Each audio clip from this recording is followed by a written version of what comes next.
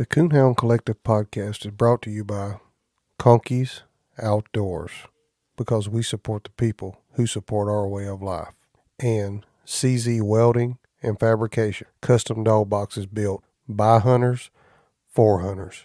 Check these guys out today. This is your host, Jason Snellgrove, and I will be your guide as we journey down the road to pleasure hunt or hitting the long trail to those great comp hunts. This is the Coonhound Collective podcast.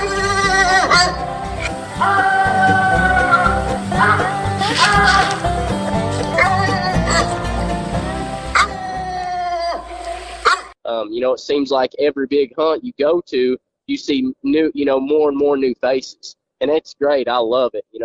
I absolutely love seeing that in this sport. And this sport's growing. And I think that the best is yet to come with this sport. Welcome to the Coonhound Collective podcast today. Today we're going to be interviewing Mr. Lane Denny. I first seen Lane Denny on Josh Mckayla's YouTube channel, The Big Show Productions, and I've always wanted to sit down and talk with him, and today we're going to get that chance. So if you'll stand by, we'll have Lane join us via the telephone. Tell us about, who you are and where you're from and that type of stuff. Okay. All right. Well, my name's Lane Denny. I'm from Oklahoma, a small town in northeastern Oklahoma called Jay. Went to school in Jay and graduated high school from Jay there. Growing up, I played sports, played football and baseball, and just always been a real competitive type of person. Grew up on a little 90-acre farm with my dad. They're just east of Jay, but real nice place, and that's kind of where I grew up at, and that's kind of a little bit about me. I got an older brother. His name's Andy. Got two nieces, and just pretty simple life that I live. Yeah, well, that's pretty cool. It's kind of like me. I grew up on a little farm in southeast Alabama, so there's some relation there. And I first seen you on Josh Mckayla's the Big Show Production YouTube channel, and I thought, well, that's pretty cool. This guy don't live too far from me here. And then we were able to meet in person when I was getting my hunt director apprenticeship done for PKC. So I was able to come over and hunt with y'all. I thought that was pretty cool. Yes, sir. Yeah. Josh, he interviewed me. I think he's interviewed me a couple times. I think the YouTube thing he done was about 2 years ago. But yeah, that was always a blast. And like I said, I appreciate you inviting me on here and to interview me for this thing here. I'm excited about it. Yeah, well, I appreciate you taking the time. I know you're on the road today. Where are you headed to? I'm headed to Princeton, Indiana, to the Spring Super Stakes. Yeah, well, for people that don't know Lane Denny is a two-time world champion, won the youth world championship, and then was it 2019, Lane? Is that right? Yes, sir. Yep. And so 2014 was the youth, 2019 was the big world championship. So that's pretty impressive for sure. That's a impressive resume to start with, at least. I appreciate that. Won't you tell us how you got into coon hunting? Man, I was about 12 years old when I got into coon hunting.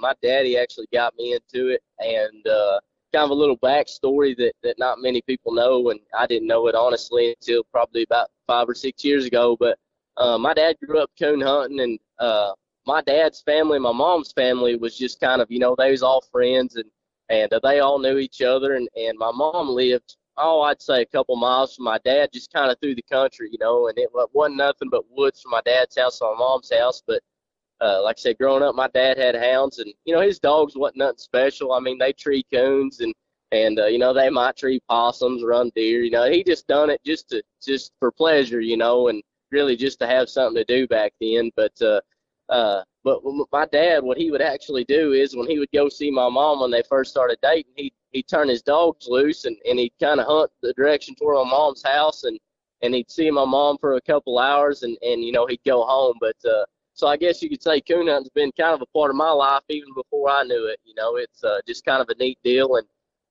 But my dad got me into it when I was about 12.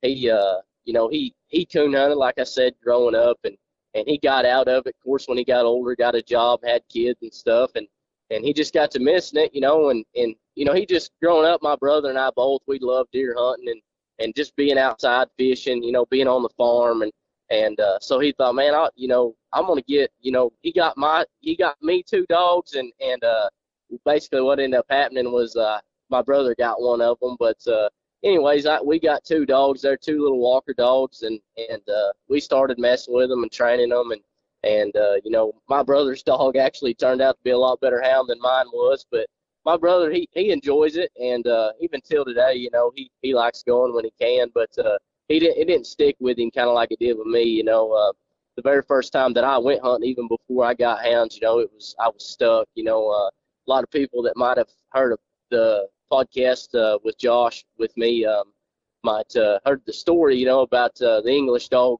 that everybody called Buck that I hunted with for the very first time. But Buck was a good dog, and he was actually a friend of my dad's at the time. My dad worked with him at a pet food place. But anyways, the first time I went hunting there, man, with old Buck, it was hook, line, and sinker. It was from that moment on. I told my dad when we went home that night, I said, hey, I've got to have a dog, and I knew from that moment on, that I was always going to have a coon dog tied up at my house. And I at the time I had no idea what a competition coon hunt was. Believe it or not, I got into it like a lot of people got into it, just for the love of it, the dogs and the sport of it. I tell you, I loved every single moment of it. And then, of course, when I got involved in the competition side of things, it was even more, it even got me hooked even more, I guess you could say, growing up being as competitive as I was. But yeah, that's kind of a little bit how I got started into it. My dad, I owe him everything. He got me into this sport that has honestly changed my life forever. It's been a huge blessing. It really has. Yeah, that's pretty awesome for sure there. Speaking of other dogs, I know you talked about the Buck dog there. What was your first dog that you had that you remember taking and really starting to have a dog that would win, that you could win a cast with or win a hunt with? Yeah, believe it or not, when the first two, like I said, the first two dogs that I had was Walker dogs, and they wasn't registered. My dad got me them, but the first good one that really kind of set in stone the type of dog that I like hunting and packing around is he was actually a blue dog. I got him from a man lived probably 20 minutes from me. His name was Ronnie Ward. I was a kid. I think I might have been 13 at the time, maybe 14. So not long after I got into it. But Ronnie, I met Ronnie at there was a small club there by my house that had club hunts, and I got involved in that little club and started going to the club hunts with these dogs that I had. But nevertheless, I met Ronnie at this club, and Ronnie and we kind of became friends, and I started hunting with Ronnie quite a bit. And Ronnie was nice enough to give me a puppy off of he had an old dog at the time he called Deja Vu, and this dog was off of Vu and a female called Lucy that Rocky Nugent, the boys down around Holbert owned. But anyways, that dog was probably the first one that turned into what I think what I look for in a dog even today, even though he was a blue tick, and he was the right kind. But when I got him, he was 8 months old, and I showed him a cage coon for the very first time. Probably a couple of days after I got him, I was so excited to start training on this pup, that I wasn't going to waste no time on trying to get me a coon caught to show this pup a coon. But first coon I ever showed him, turned it loose, and he ran and treed it. And, the dog was just a natural. I called him Cash. But Cash was just an absolute natural. From the very first time I ever took him hunting. Matter of fact, the very first time I turned him loose at night, a couple of my dad's friends come over, and we turned him loose. And this big old pup, was just kind of around us, and we was walking. The dogs got treed, and we was walking to him there, and well, on the way to him, we hear another dog kind of open left-handed away from these other dogs, and this dog's kind of running a track down through this creek bottom, and this dog comes treating. We're like, I don't know what dog this is. And we get to look around, that pup's gone.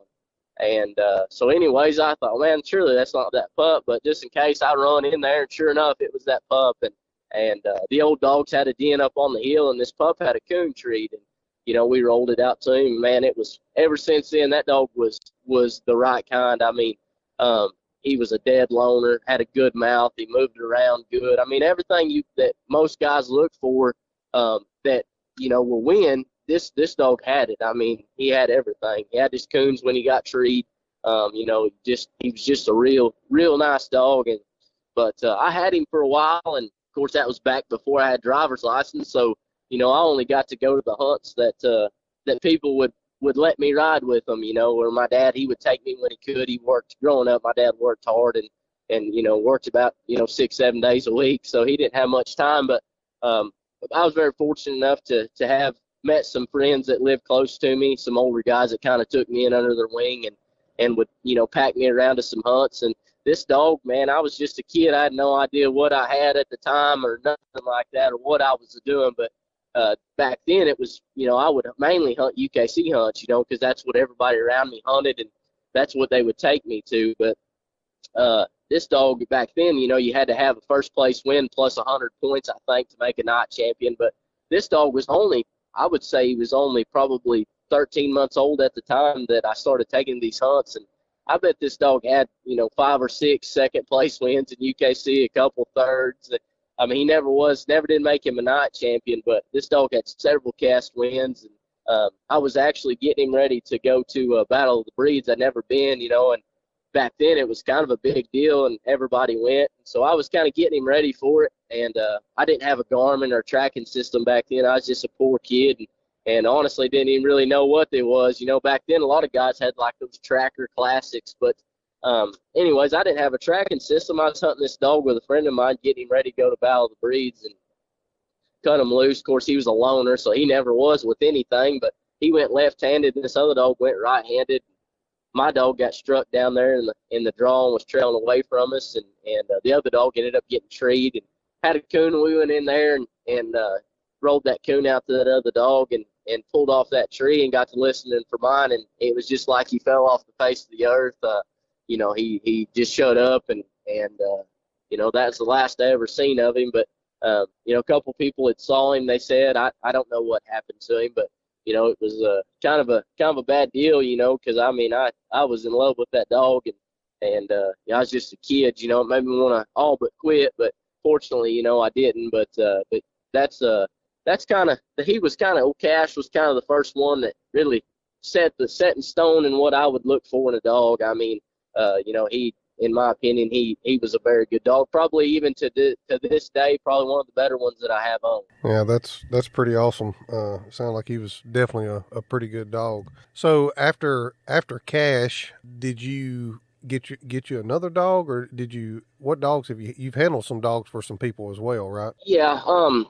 After Cash, I tell you what I done. I just I'd buy a couple pups and I just try to make me another one, man, and it just didn't work out. I mean, none of them was like him, and of course, I mean, that's the thing. You get a good one like that, it just spoils you, I mean, but so I went through several dogs, and I had some dogs that would treat coons, and some that I packed around to some, local hunts and done a little bit of winning with, but nothing was like that dog, and I was just going through them, trying to. I'd buy a dog, hunt it a while, kind of get it looking right, and then, I'd sell it, because it wasn't exactly what I was looking for. But it took me a while, but it probably, I would say 2 years after I lost Cash, that's when I ended up getting Emmy. I bought Emmy about 2 years later. But I had handled a few dogs for some people, too, the very first time I got to go to the Youth World Hunt, I handled a dog for Roy and Teresa Ingram, a Walker dog they called Striker. They was fortunate, it was fortunate enough they let me handle Striker, and he was a pretty good dog, but I hunted him in some hunts, and then hunted a dog for, the guy that was partners with me on Emmy, Carl Reed. I hunted a dog for him called Dizzy, and she was a really good dog, so I was fortunate enough to still handle some decent dogs, and good dogs. But as far as me owning one, I was looking and looking and looking, and then fortunately enough, I ran across Emmy and bought her. But okay, well, you mentioned Emmy there, and that she was next on my list here to ask about. So tell us that story, how you got her and what it was like to get her started, and kind of what the process was, getting her up and ready and getting her hunting. Right. Yeah. So I got Emmy. Like I said, I was around 15, I think, when I got her, maybe 16.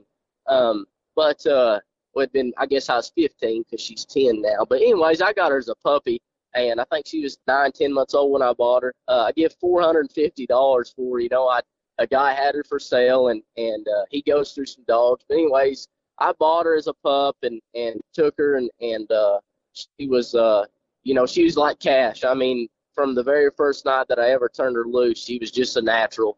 And that excited me more than anything because out of all the pups between her and Cash that I had, none of them was like that.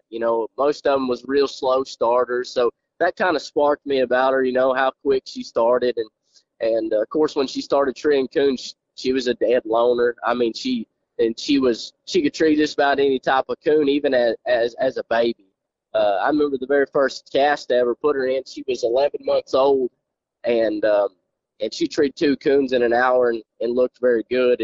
And I thought, thank goodness, I finally got me something again, And so anyways, that's when she was just a natural, and started packing around to some small hunts, and guy I mentioned earlier, Carl Reed, let me hunt some dogs for him. So I was associated with Carl, and I didn't know him, just personally. I just heard a lot of people about him and talk about him. Of course, he was fortunate enough to let me hunt one of his dogs, a couple times. But I'd heard about how good of a dog man he was, and I knew the potential that Emmy had, and I knew that I couldn't do it by myself because I was a kid. I didn't know a whole lot at the time, and I just knew what I'd had, because I had the same thing in the blue dog. And so anyways, I took her to one of Carl's UKC hunts, and he guided me because he kind of heard about her,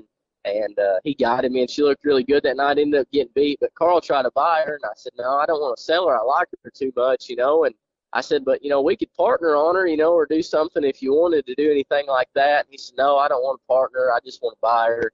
But, long story short, he kept calling me for probably 2 weeks trying to buy her, and finally he gave in and said, well, we'll just partner on her. So I ended up giving him half of her, and he was really good to me growing up as a kid, and even today I look at him as a father figure. He's a great guy. I mean, outside of just the sport of coon hunting, he's a great guy, and he wants to see the youth excel in whatever it is, but he took me under his wing and taught me a lot more about coon hunting than what I thought I knew, and about how to train on a dog and how to work on one, how to fix some holes that are in them, and but he hauled me all over the country, me and Emmy, and before just right after after I got my driver's license, he'd haul me. I'd go to his house and jump in the truck with him. We'd take off. We'd drive 5 hours to a $30 hunt or whatever, but we'd go all over the country. But that's how I kind of got Emmy, and that's how my partnership with Carl on Emmy kind of came about. Later on, Carl give me his half of her back, but because he was slowing down. His son Roger was getting in high school and starting to play sports and stuff like that. But anyways, that's kind of how Emmy come about. And I tell you, I can't be more thankful enough. I mean, that little dog has blessed me beyond measure. I mean, God has been with us. It's amazing. It truly is just the blessings that God has placed in my life, and definitely Emmy's one of them. Earlier I said I wouldn't be where I was at today without this sport.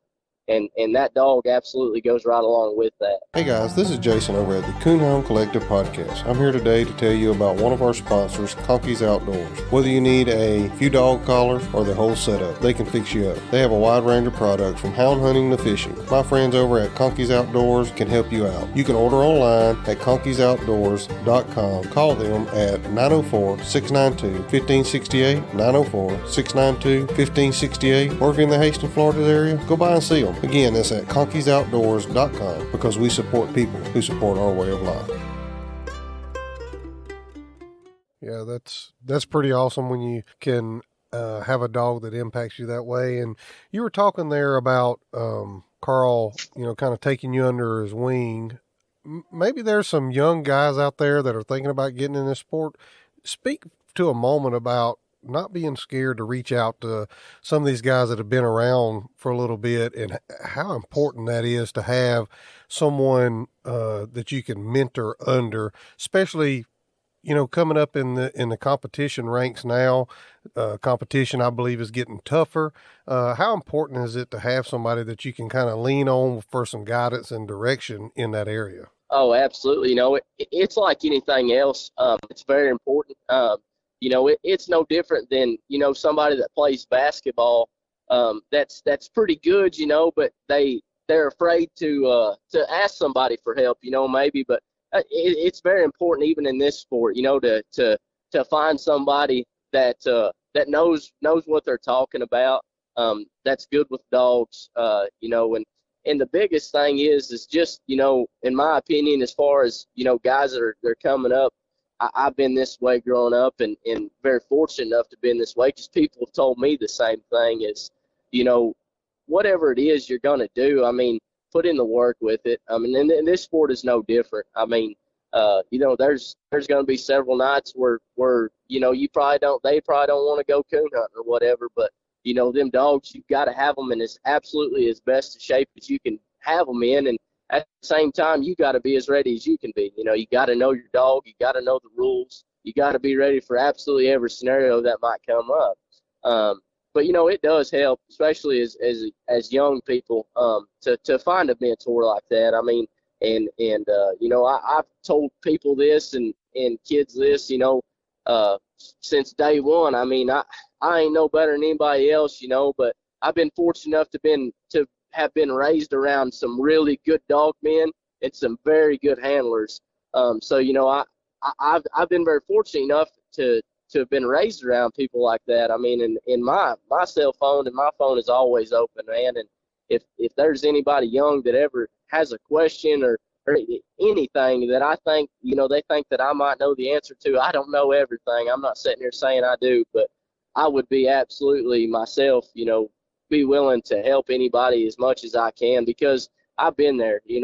I know what it's like to just be getting started in this sport. And right now, there's more people coming into this sport than ever, I feel like. It seems like every big hunt you go to, you see new, more and more new faces. And it's great. I love it. I absolutely love seeing that in this sport. And this sport's growing. And I think that the best is yet to come with this sport.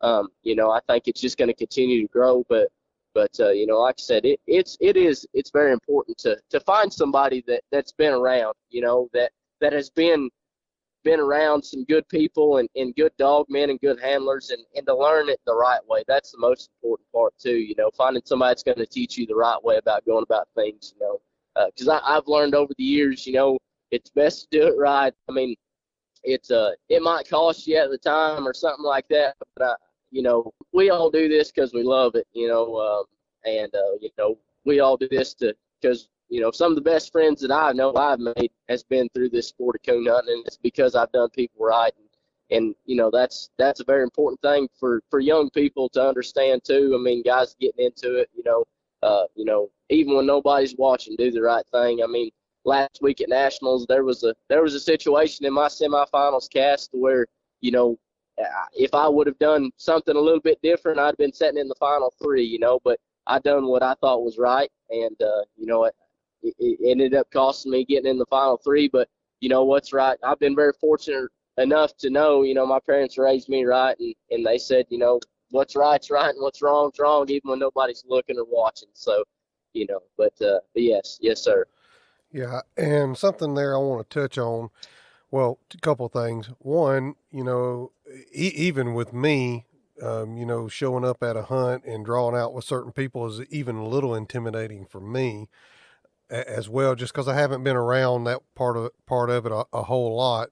But for a young person, it really can be. So, don't before the hunt, not during the cast or whatever, but maybe reach out to some of those guys if you're younger. Most coon hunters are willing to help.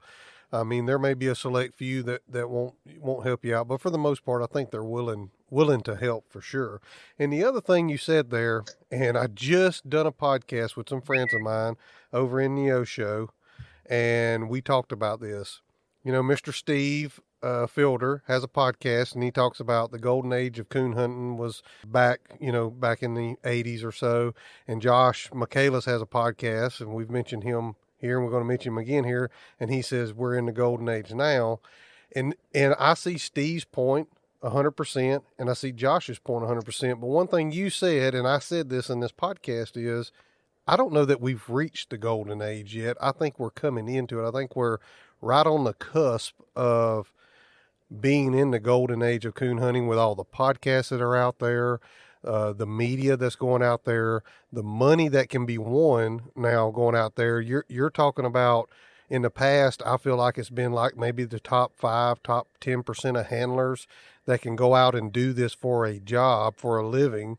That's going to open doors for more people to be able to do this. Do you see it that way?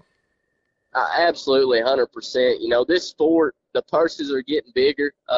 You can go just about anywhere, once a month and compete in a $2,500 pro classic or a $6,500 pro classic and compete, for up to $18,000 a night, and that they're 3 nights long. So, that's money that guys, there's guys that do this for a living, and they make just as much money as a guy that spent 6 years in college, getting an education. And I'm not saying don't go to college, because I've been to college. It's great, but the opportunity is there for people. As long as this sport keeps growing and they keep having these big hunts like this, a lot of people, they look down on these big hunts, and I could see it both ways. But in my opinion, hey, if a man can afford to go to a big hunt and to compete for $18,000 a night, more power to him. I'm happy to see that. I really am. I love the fact that there's people that when you look on ProHound at the the leading handlers for the year, anymore, it's nothing to see a handler that's won 250,000 in a year. And that's awesome. I think it is, and I think this sport has got the potential to turn into something even bigger than what you see on like the FLW, and the fishing part of it, because as well as I do, that's a huge thing. All the sponsorships and things like that. And I feel like that, the potential is there, and I feel like that it's going in the that we're getting now as coon hunters. I think it's absolutely great, and I'm hoping that all of that will start pulling in some sponsors, and it'd be awesome to see some truck sponsors and stuff like that, bigger sponsors, Cabela's, things like that, come in and help this sport out. And if that happens, look out. I feel like the sky is the limit. But, like what Josh says, the golden age is about being now, and Steve about back then. Back then, I wasn't around back then, but, I've listened to people and been around people that was back then. It seemed like that you would have more hunters back then at the smaller local hunts, but I think it was all because of the fact that there wasn't as many hunts back then. Now you can go to, I know for a fact from my house, on any given night through the week, I can go to 4 or 5 different hunts within 3 hours of my house. And back then you didn't have that. Everybody would go to these hunts on the weekends, and that was the only hunt you could go to. So you would have, I think you'd have a bunch of dogs at it just because of that. But Josh has touched on it before, and it's been a topic, that's been discussed before, and I don't know because I wasn't around back then. But some people say, the dogs were better back then, or the dogs are better now. I can't vouch for the dogs back then, but I can tell you right now, when you go and you compete on, the national level, like nationals or PKC World Hunt, or UKC World Hunt now, or even the UKC Tournament of Champions, you're competing against the best dogs in the country. Just hands down, you're not going to draw a good cast anywhere you go. At any given night, I feel like you could hunt that same cast that you draw that night 4 different times, and you're quite possibly going to get 4 different winners. The dogs today, and I know in the last probably 7 or 8 years since I've been coming and hunting hard in these hunts, I've noticed the level of dogs getting better and better and better. It just seems like every single time, every 2 or 3 years, it seems like the dogs just keep getting better and better. And I'm sure the dogs were great back then. I'm not saying they're not. I'm not trying to say, yeah, they were better. No, that wasn't. But I know for what I can tell in today's age, in the competition coon hunting world, the dogs are absolutely outstanding. Tyler Compton and I, a good friend of mine, we judged a pro classic. He got it, and I judged it. It was in Quapaw. It's a $5,000 pro classic, and it was back in November. But anyways, long story short, we turned 4 dogs loose in this cast, and we treated 15 coons, and every single dog absolutely looked flawless. I mean, you could take that cast and hunt it 4 nights in a row, and you'd have a different winner, all 4 nights. And that's the way it is on these bigger level hunts. I mean, there isn't no, hoping that this dog don't have a coon when he gets treed. I mean, because dogs in today's world and these hunts, when they get treed, they've got coons, So there ain't no hoping he's going to take a minus or make a mistake, because there's few dogs out there that can take a minus, or that's going to take a minus and come back from it, that can afford to do that. I mean, anymore, most of these dogs, they're going to treat coons. I mean, and when they get treated, they're going to have their coons. So, I mean, you've got to be packing a coon treater. You got to be packing a dog that's going to have his coons when he trees. But, like I said, it's the golden age, I feel like, it's a debatable question. And I don't want to touch on it, whether it was back then or whether it's now, but I feel like the potential, the sky's the limit with our sport, and it's just going to continue to get better, I really feel like.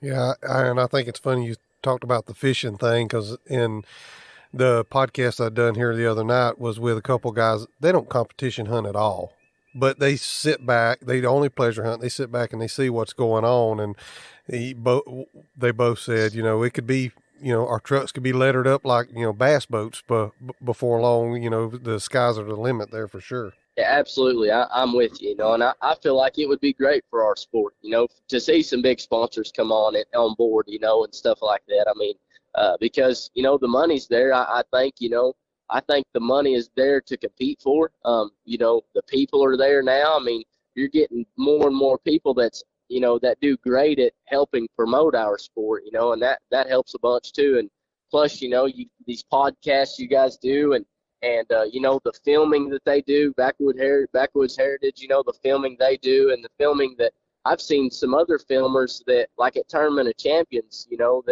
that are there, and man, it's awesome. They have, like Tournament of Champions that they've got going on. They've got a broadcast booth, and they've got guys sitting there explaining, what's going on in the cast and things like that. I mean, it's evolving, and it's awesome. I love it myself. Yeah, I agree. Hoping I can have a dog that I can pack up and down the road one day to be able to be a part of that. I'm still working on that process. But hey guys, this is Jason over at the Coonhound Collective podcast. Is your dog box starting to get wore? Maybe it's starting to get a little cracked like mine is. Maybe you've just been thinking about it's time to upgrade to a new box, but you've asked your buddies and you're just not real sure what direction to go in. Well, let me help you out here. Go check my friends out at CZ Welding and Fabrication, custom dog boxes and aluminum products on Facebook. You can check out all their custom work they do there and their designs that they do. If you don't see something that you don't exactly like there, reach out to Nathan at 540-810-5439, 540-810-5439, or send him a message through the Facebook page. I bet he can fix you up. Don't wait till fall to get that new dog box. Go ahead, get that dog box now. Get you something looking good in the back of your truck that you can be proud of and that you can haul your dog around in comfort. Check my friends out at CZ Welding and Fabrication. You won't go wrong. Dog boxes built by hunters for hunters. Get yours today. CZ Welding and Fabrication. Before we move on from Emmy, let's touch on what you've won with her there, if you don't mind. Okay, yeah, I tell you, God has blessed me. I got to give credit where credit's due. I mean, with not just Emmy, but in my life in general. But Emmy and I, we've been very fortunate. In 2000, like you touched on earlier, in 2014, we won the PKC Youth World Championship. 2015, she won the UKC State Championship. Also in 2015, her and I made the final three of the CHKC Youth World Championship. Ended up third in that Youth World Championship. And then in 2018, we won the truck, the PKC Senior Showdown. Of course, in 2019, won the UKC World Championship. She's been in the finals of several pro hunts. She's been a blessing to me. I'm not the type to brag on one, but she's been an absolute blessing to me, to my family. I mean, she has blessed me and us beyond measure, and I can't thank God enough, for bringing her into my life and for everything she's done for us, But she's been very great to me, and not only has she won a little bit, but she's just a pleasure to hunt. Even today, I mean, I still hunt her through the winter. Of course, when it turns out hot, I don't hardly hunt her or anything like that. But she's 10 years old, but she's just fun to hunt.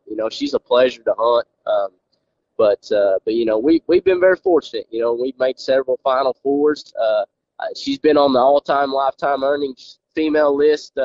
She was on it for a year. Then she got knocked off of it. But and she's done all her winning, the hard way. She's been. I don't believe she's ever been in an entry over $300 that I can think of.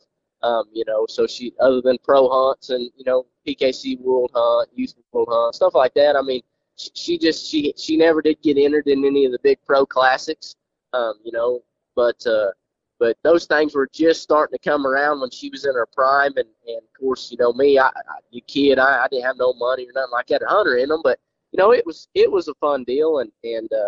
But she's earned it the hard way, I guess you could say. But yeah, she's been a huge blessing in my life for sure.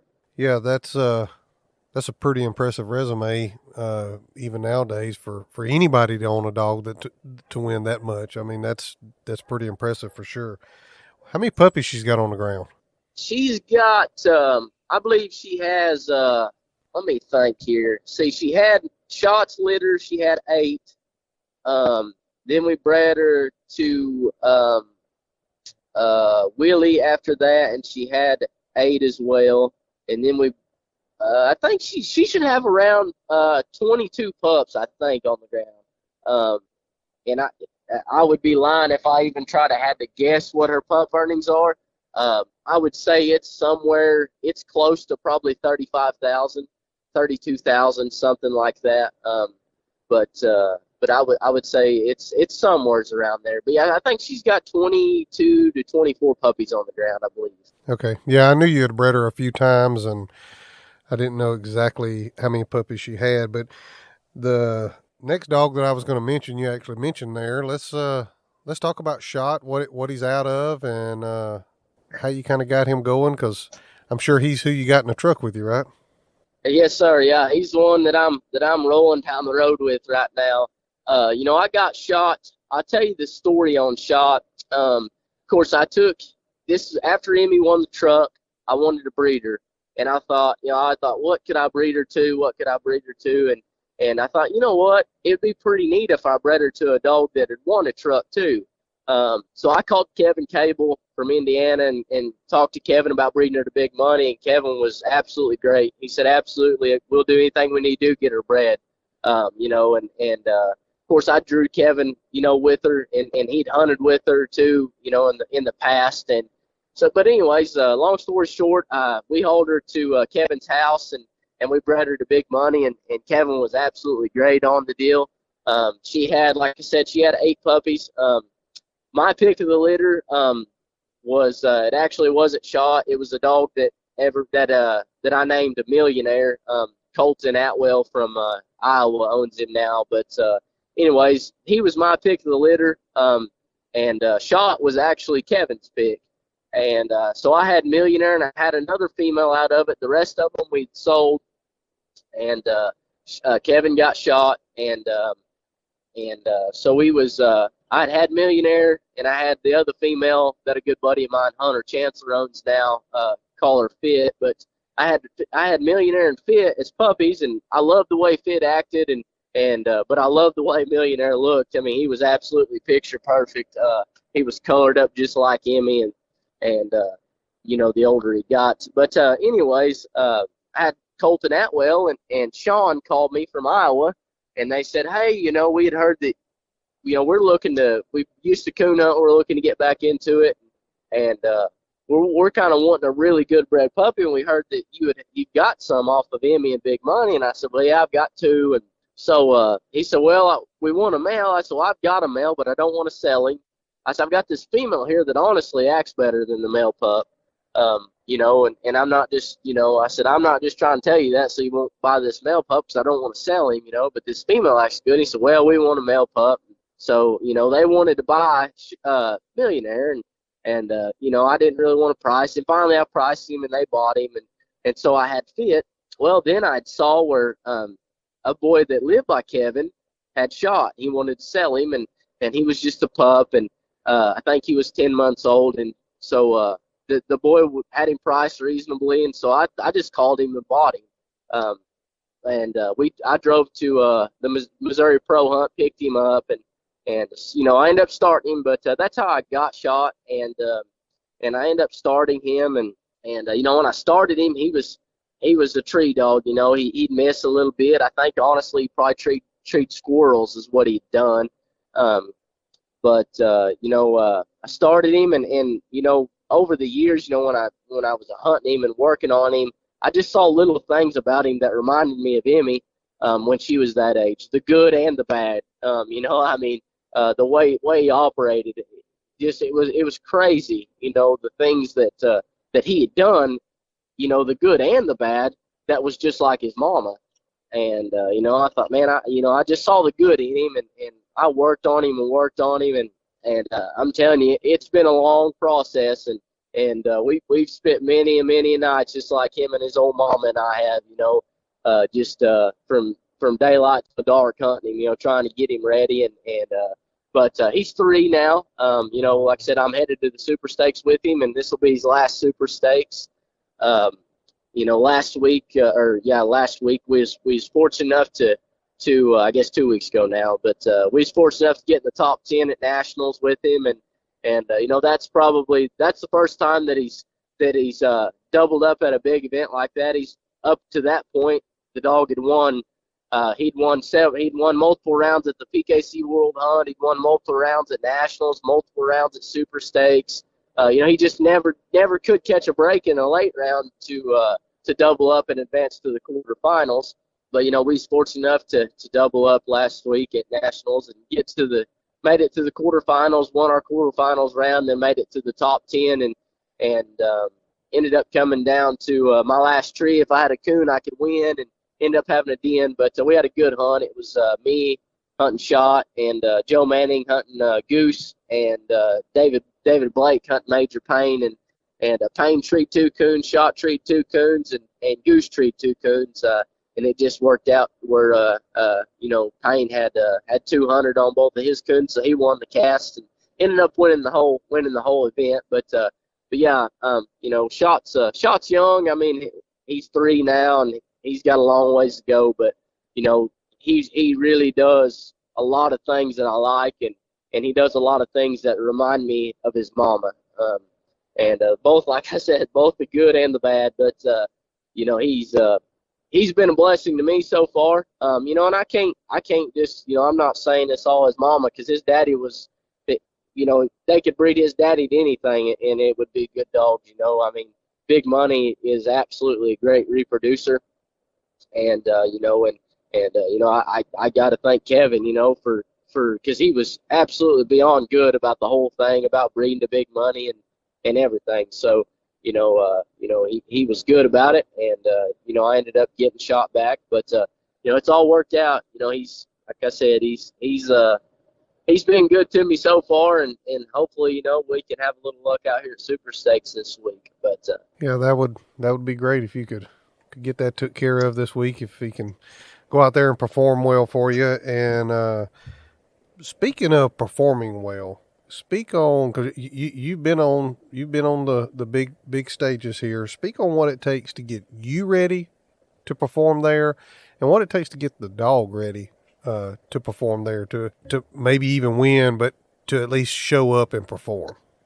Right. Yeah. I mean, this sport, it's no different than anything.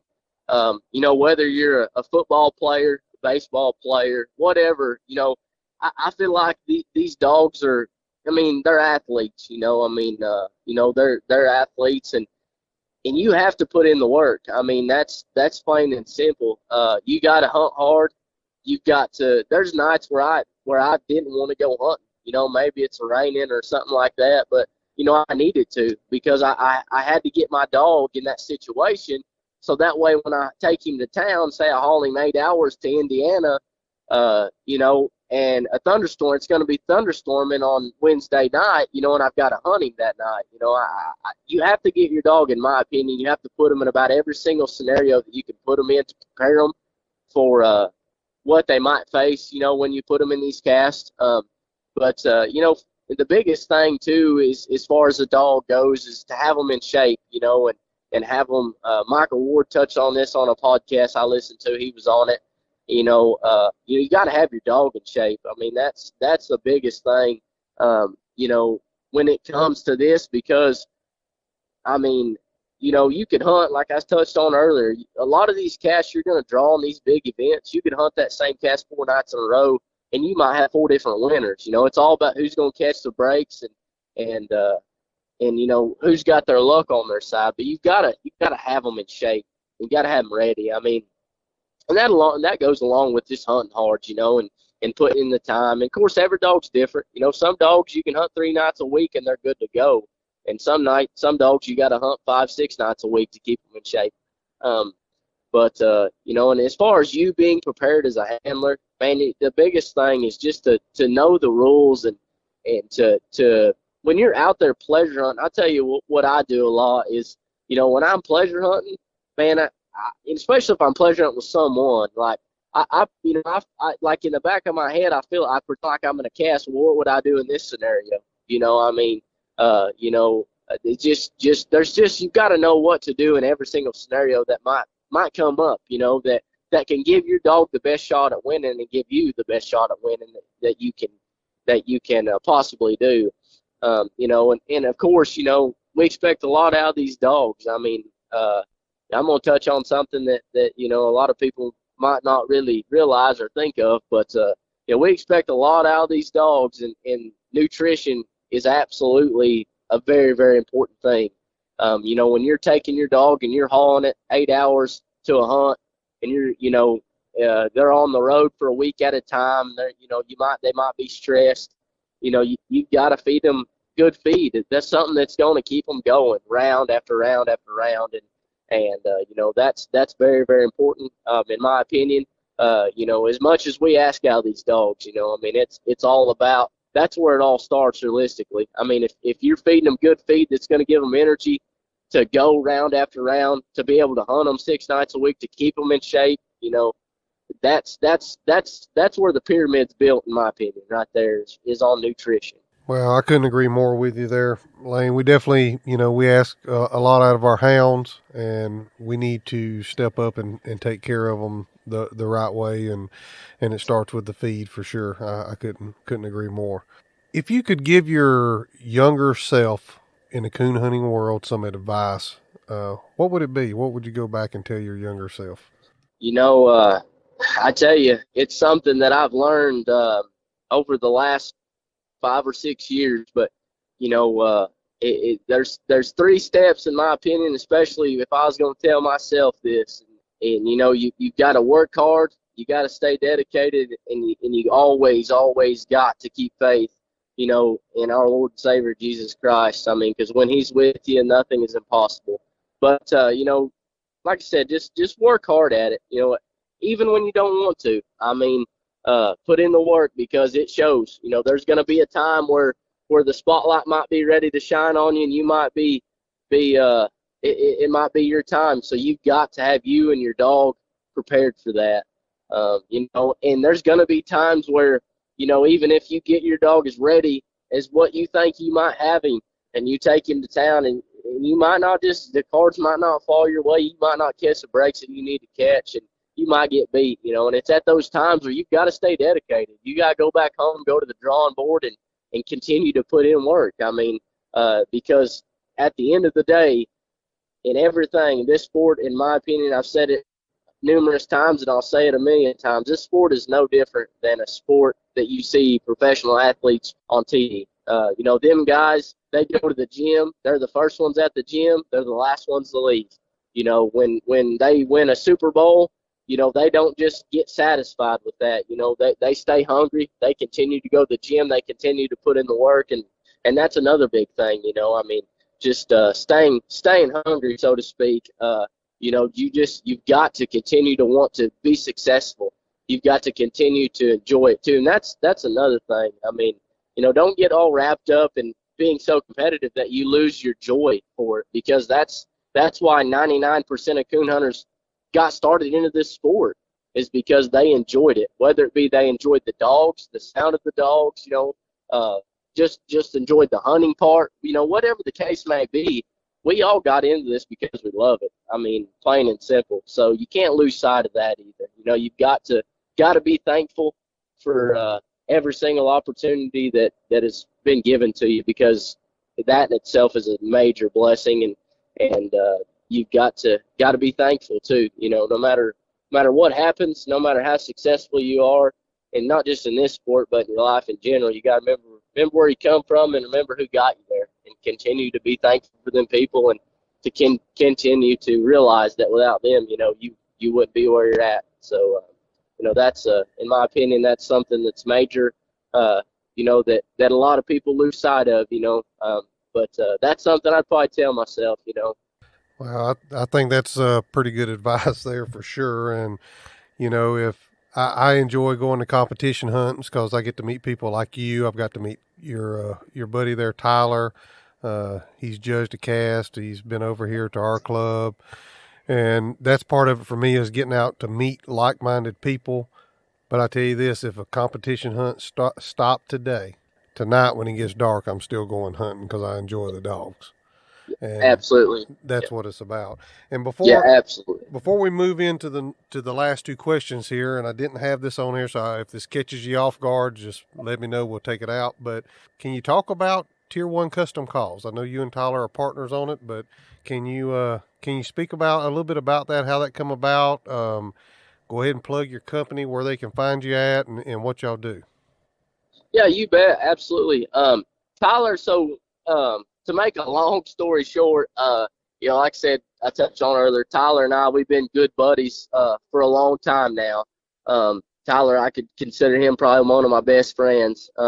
But Tyler and I, we're kind of the same person in an aspect of, we've always kind of trying to better ourselves and looking for the next opportunity, and one day I was sitting at home. I think it was on a Sunday or something. I can't remember now. But Tyler called me and he said, "Hey," he said, "do you want to buy a business?" And I thought, "What are you talking about?" But I said, "Well, I guess what's the details?" And he says, "Well, I think Josh Mckayla is wanting to sell big show game calls." And I said, "Well, find out what he wants for it or whatever, and let me know." Well, it wasn't 45 minutes later. He calls me back and he says, "Hey, this is what Josh said he would do for us and take for it, and this is what he do." And I said, "Well, that sounds pretty good to me. If you want to do it, we'll do it. If you think we can make it work." So, we ended up buying it from Josh. We changed the name to Tier 1 Custom Calls. The Squallers are still the same. The Phoenixes still have the same reed system that Josh come up with. The Pinnacles still have the same reed system that Josh come up with. We've added a couple things different. We sell what we call a competition pack now. It comes with the Phoenix and the Pinnacle Squaller on a 4-loop lanyard with a stopwatch that has a countdown and also has a whistle on it. It's a neat deal to have. We've met a lot of people and we've learned a lot about things that we didn't know before because of this business. But it's been a blessing. It's been a neat deal. We try to we do everybody as good as what we can do them, and our customers come first. We can't thank Josh enough for giving us the opportunity to purchase Big Show game calls and to continue to manufacture and make these coon squallers. Because Josh sponsored me for years. He always took care of me, and I'm telling you, I've had a Big Show game call on my lanyard for years. Of course, now I've still got a Tier 1 custom call on my lanyard. It's the same exact call, and it works just as good, as it did when Josh had it. But, so, when we saw he was selling out, we knew, I hated it. I hated to see he was selling out, because I didn't want the squaller to continue to just completely quit, being manufactured and made, because it works so well. And so, we fortunate enough, we got it worked out and we got it purchased, but we have a Facebook page, Tier 1 Custom Calls. Also have a website. It's tier1customcalls.com. And, if anybody is needing a squaller and they think they want to try us out, they're more than welcome to either get with Tyler or myself on our personal Facebook page, our personal cell phones, or even get on our website and order. But it's been a blessing for sure. Yeah, well, funny story about this was I was going to get me a Big Show game call, and then Josh goes out of business. But why I wanted to do it was my pole barn had collapsed on one side, and me and a buddy was here fixing it, and I was listening to a podcast that Chris Powell done with Josh, and I had my little 7-month-old puppy just kind of running around in the yard with us. I kind of let mine run free, and he started hitting that squaller, and I thought that puppy's going to eat that Bluetooth speaker before I get it off of him. And I seen y'all's comp packs in person, and boy, they're really nice, and I'm going to have me one of those here pretty soon. I'm going to get with y'all and get one, because they are really nice. They're handy to have that stopwatch there, and your squallers there too. So anybody that's needing a call out there, make sure you get with Tyler Compton or Lane Denny. Look them up on Facebook, Tier 1 Custom Calls, and check them out. They're really, really good coon squallers for sure. Yeah, well, I appreciate that. We like I said, we try to we'll take care of everybody. Our customers mean more to us than selling them a product. We'd rather make a friend out of the deal as make money. I mean, we didn't buy the business to get rich. We bought it to see the squaller continue to be made, and to be able to continue to put it in coon hunters' hands. So, but I sure appreciate that. Yeah. So before we wrap up here, last few minutes here, what's the next goals for Lane Denny? Man, I tell you, it's like anything else. You try to you always continue to try to win something else, or to continue to become better. My goals would be now is to make Shot a platinum champion. He lacks about $4,000 to be a platinum champion. And he's qualified to go to the truck hunt next year.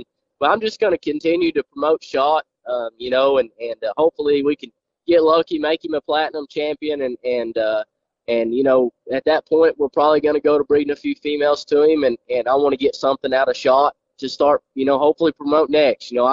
I've got this kind of thing I've got going is it's been a blessing. Emmy, it started with Emmy. She blessed me beyond measure, and now Shot's kind of starting to fall into that role, and he's got some giant shoes to fill, and I don't think he can fill them, but if he gets close to filling them, it'll be a blessing. But I just want to have my own line of dogs, as far as that goes in the sport of coon hunting. I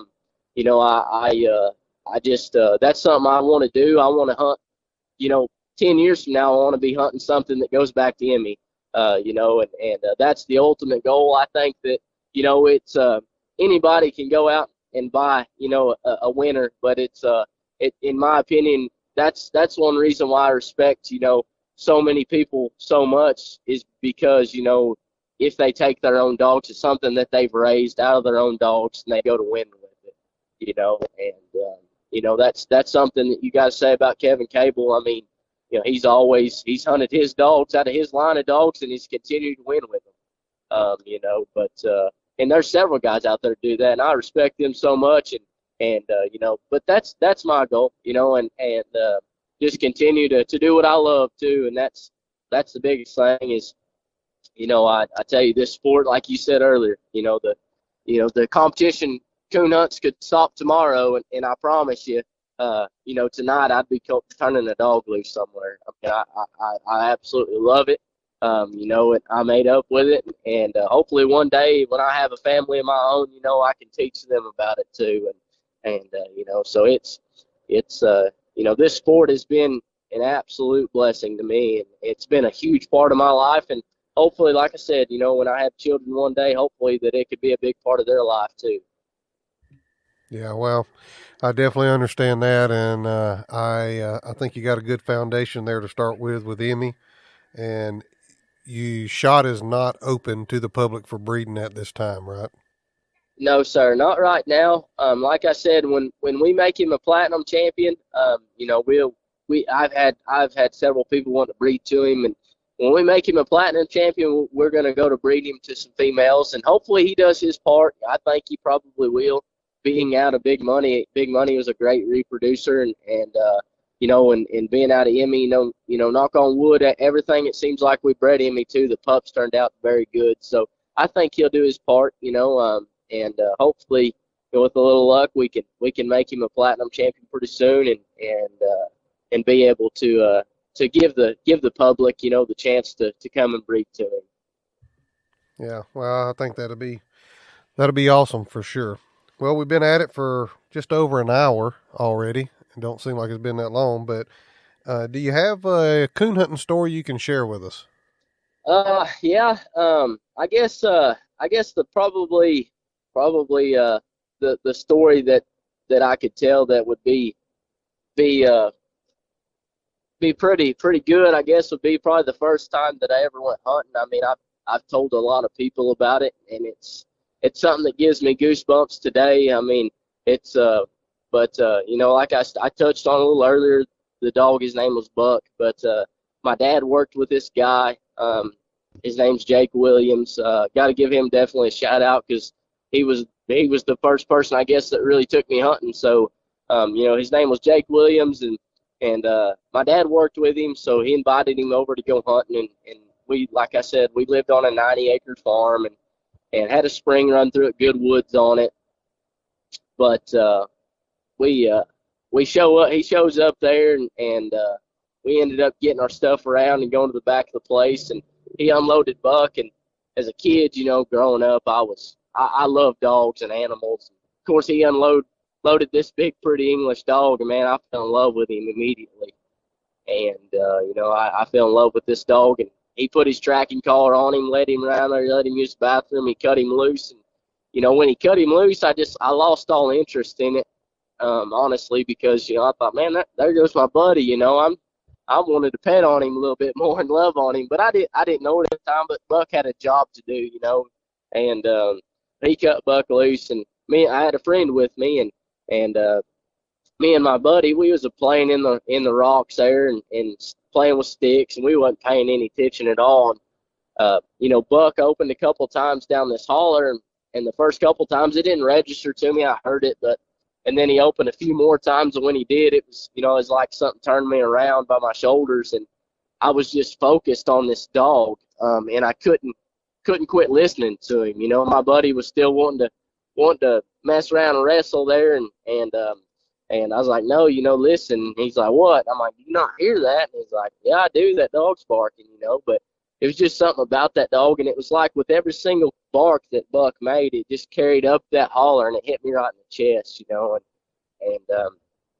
but a few moments later, Buck trailed on down there and got treed and went in there, and he had a coon, and that was, hook, line, and sinker to me. I mean, that reeled me in just like crazy, man. I tell you, from that moment on, I knew that was it. It was game over. I knew what I was going to do for the rest of my life, whether I was always going to have a coon dog at my house. So, that's kind of the story about the very first time I went hunting, and it's to this day, it still gives me goosebumps, because man, it was awesome. It was a great experience, and I'm very fortunate and blessed to have had, my dad invite him over and to get this ball rolling and get my journey started on this sport of coon hunting. So Yeah, I think that's pretty awesome. That's a great story there to end with, especially after talking about guidance for other people, especially young people out there, and them